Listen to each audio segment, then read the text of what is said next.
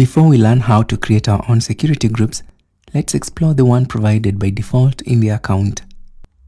On the VPC console under Security, click on Security Groups. Click on the security group ID for the existing security group.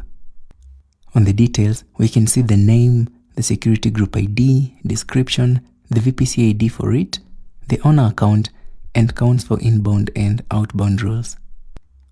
Let's now check the inbound rules for this security group. Currently, we have one inbound rule for all traffic on all protocols and all ports. However, the source is the same security group ID. What's happening here basically is allowing inbound traffic from other resources that are also associated with the same default security group. This means instances in the same group can freely communicate with each other. Let's look at its outbound rules. Similarly, all traffic on all ports for all protocols is allowed to go out.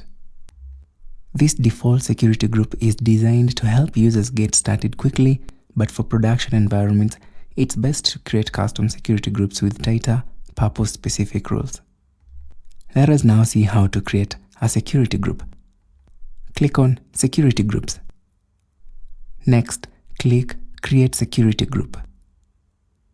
Let's give it a name, for example, SSH Access. For description, let's say EC2 SSH Access. Click Add Rule under Inbound Rules. For type, choose SSH.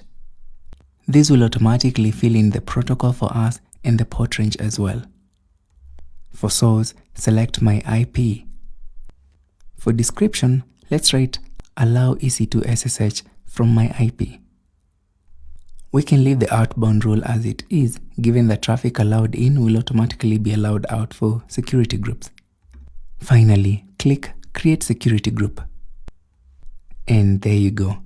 To delete a security group, click on Actions and choose Delete Security Group. Then choose Delete. Thanks for watching, and I'll see you in the next lesson.